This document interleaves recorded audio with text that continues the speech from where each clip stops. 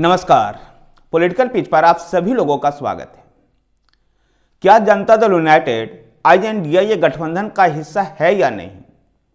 अब सवाल जनता दल यूनाइटेड के जो राजनीतिक कार्यक्रम को देखकर के ये सवाल उत्पन्न हो रहा है।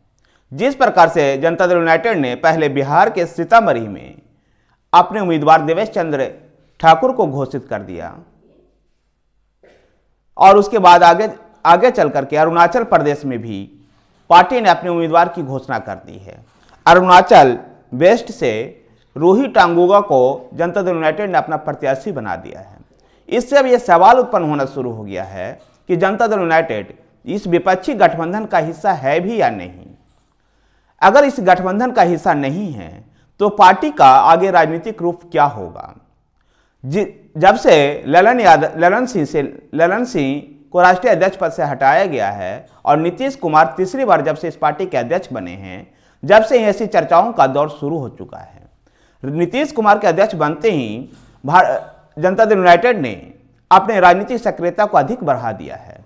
जहां कई प्रदेशों में, बिहार को छोड़ करके भी कई और प्रदेशों में भी पार्टी सक्रिय रूप से चुनावी मैदान में उतरना चाह रही है और विपक्षी गठबंधन INDIA गठबंधन के अन्य दलों के द्वारा से विचार विमर्श किए भी नहीं अपने उम्मीदवारों की घोषणा करने में लग गई है।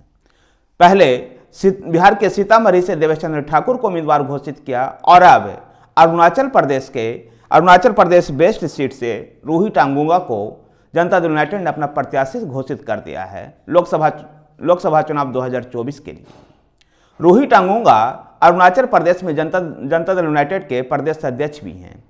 गौरतलब है कि अरुणाचल प्रदेश में 2 लोकसभा क्षेत्र है। दोनों लोकसभा क्षेत्र पर इस समय भारतीय जनता पार्टी का कब्जा है। जहां अरुणाचल ईस्ट सीट पर केंद्रीय मंत्री किरण रिजिजू वहां से सांसद हैं, तो अरुणाचल प्रदेश के दूसरी सीट से भारतीय जनता पार्टी के दिग्गज नेता और पूर्व महासचिव रहे तापिर गाव वहां से सांसद हैं। 2014 में भी तापिर गाव और किरण रिजिजू इन क्षेत्रों से जीत चुके हैं। ऐसे में संभावनाएं जनता दल यूनाइटेड के लिए ना के बराबर है, लेकिन फिर भी जनता दल यूनाइटेड अरुणाचल प्रदेश वेस्ट में रूही टांगुगा को अपना उम्मीदवार घोषित कर दिया है। अरुणाचल प्रदेश में लोकसभा चुनाव के साथ विधानसभा का चुनाव भी होना है। पार्टी इसके लिए विधानसभा में अपने उम्मीदवार देने का फैसला कर रखी है। यद्यपि वो उम्मीदवारों की संख्या कितनी होगी इसके बारे में अभी जनता दल यूनाइटेड ने नहीं बताया है। जनता दल यूनाइटेड के नॉर्थ ईस्ट के प्रभारी अफाक अहमद ने इस बात की घोषणा की। अफाक अहमद ने इस बात को कहा है कि नॉर्थ ईस्ट के इस राज्य अरुणाचल प्रदेश में पार्टी विधानसभा में अपने उम्मीदवार को उतारेगी, लेकिन ये संख्या कितनी होगी इसके बारे में वो भी अभी तक कुछ नहीं बता पाए हैं। 2019 के अरुणाचल प्रदेश विधानसभा चुनाव में जनता दल यूनाइटेड ने 15 उम्मीदवार दिए थे, जिसमें से 7 जीतने में सफल हो गए थे।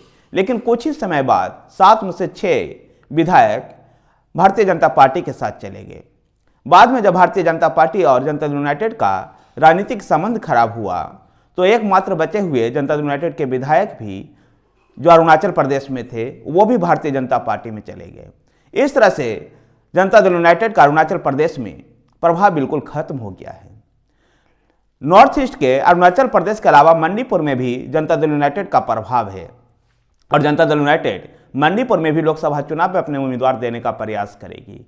इसके अलावा उत्तर प्रदेश, झारखंड, हरियाणा, दिल्ली और लक्षद्वीप पर जनता दल यूनाइटेड की नज़र है। जहां अगर गठबंधन के एक सहयोगी के रूप में INDIA गठबंधन के एक सहयोगी के रूप में जनता दल यूनाइटेड को कुछ सीट मिल गई तो ठीक है, नहीं तो अपने स्तर पर भी उम्मीदवार देने का प्रयास करेगी। जनता दल यूनाइटेड जहां यूपी में लगभग 5 से 6 सीटों पर नज़र गड़ाए हुए है, तो वहीं झारखंड में भी एक सीट पर कम से कम उसकी नज़र है जहां से वो चुनाव मैदान में उतरना चाहती है।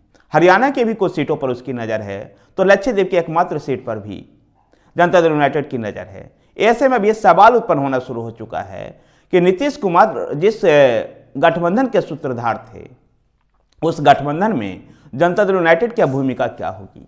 क्या जनता दल यूनाइटेड अपने विस्तार के लिए इस गठबंधन को दरकिनार करेगा? जिस बात को प्रण लेकर के नीतीश कुमार ने 1 सीट पर भारतीय जनता पार्टी के एक सीट पर एक कैंडिडेट देने की बात कर रहे थे, भारतीय जनता पार्टी के खिलाफ एक कैंडिडेट उतारने की बात कर रहे थे। ऐसे में आगे बढ़कर खुद ही अपने पार्टी का यह कैंडिडेट घोषित कर रहे हैं। ऐसे में अब संभावना यह बनती है कि जनता दल यूनाइटेड संभवतः INDA अलायंस से दूर हो चुका है और ऐसे में अब पार्टी अपने विस्तार के लिए नॉर्थ ईस्ट के अरुणाचल और मणिपुर के अलावा अन्य प्रदेशों में भी अपने उम्मीदवार उतार सकती है। बहुत चर्चाएं इस बात की भी चली है कि नीतीश कुमार भी उत्तर प्रदेश के किसी एक लोकसभा क्षेत्र से चुनाव लड़ सकते हैं। देखना दिलचस्प होगा कि 2024 में जनता दल यूनाइटेड बिहार समेत संपूर्ण भारत में जहां जहां वो चुनाव लड़ेगी कितने सीटों पर जीत हासिल कर पाती है। बिहार के अलावा और किसी राज्य में जनता दल यूनाइटेड की संभावनाएं भी उतनी अच्छी नहीं है।